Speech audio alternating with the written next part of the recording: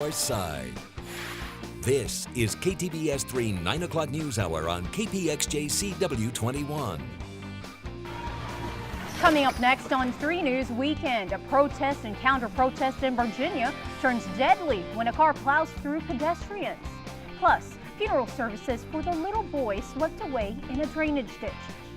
And time is running out to get your ticket for the KTBS 3 St. Jude Dream Home. 3 News Weekend happens right now.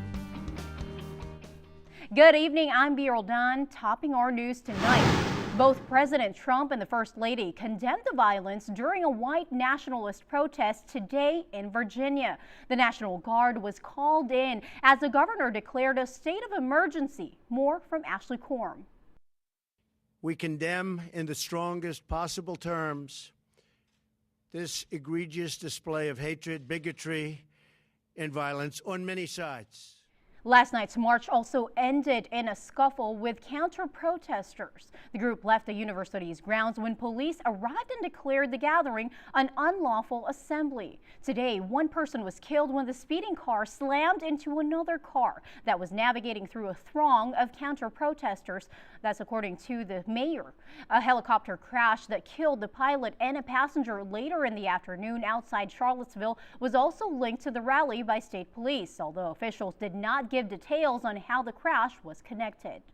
And now back here at home, we've been reporting on this story for several weeks. First by bringing you the search for 7-year-old Deshaun Combest, who was swept away by rushing waters in a drainage ditch to his death. Now his funeral was held today, and the ceremony was filled with over 100 people joining the Combest family in loving memory of the son they lost. Community leaders offered these words of condolences. I think it's important that we are there to show our support and to show how much our constituents mean to us, and what they mean to us is just a bone full of love. I'm just here to be in support and, of course, share our condolences with the family.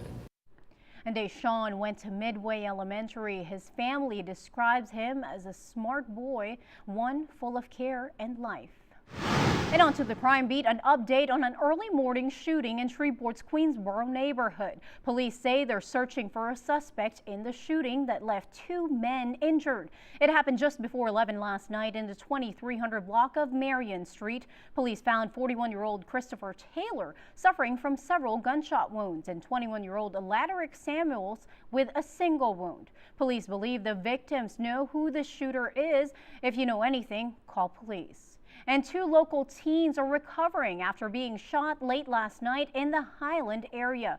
Police say it happened just before 9:30 in the 300 block of Wilkinson Street. The teens ages 14 and 16 were walking down the street when an unknown suspect fired shots from a home.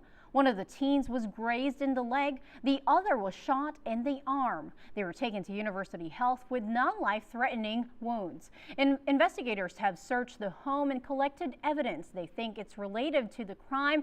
So far, no arrests. And in other news, an investigation into a fatal crash underway in Caddo Parish. Deputies were called just after 1 a.m. to the 10,000 block of East Kings Highway. Sheriff's Detective Bobby Herring tells us the driver appears to have been speeding when he lost control of his pickup, left the road, and hit a tree, and that truck went up in flames. The driver was pronounced dead at the scene. The victim's name has not been released. And heads up to drivers in Bossier tomorrow. The Old Minden Road eastbound exit ramp from I-20 will be closed tomorrow from 6 a.m. to 4 p.m. The Department of Transportation says there will be maintenance on the ramp, and the closure is not expected to last past 4. And just one more day to get your KTBS 3 St. Jude Dream Home ticket. We are less than 24 hours away to the KTBS 3 St. Jude Dream Home giveaway, which means it's time is running out to buy your tickets to help an architect's child fighting cancer. Check it out. It's got an open floor plan with 4 bedrooms, 3.5 baths, and an outdoor kitchen and an upstairs media room. Only 1,000 tickets were left to sell today, and they're going fast. House tours visitors have been doubling in numbers, not only seeing the grand prize at stake, but also buying multiple tickets at a time. They go for $100 each. And of course, what's most important here is that they help the children of St. Jude. Just look inside your heart and look for the charity that's there to give to someone else. And imagine a child in a hospital suffering, and anything you can do to help a family in need like that, that's enough cause.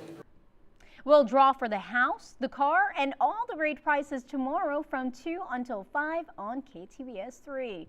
And still ahead on your KTBS 3 News Weekend, skeletal remains were found in a Texas septic tank. Now police say the man who owns the home and the tank is admitting to a murder over a decade old. And Arkansas is now letting you look up the past health inspections of your favorite restaurants, but you may not like what you find.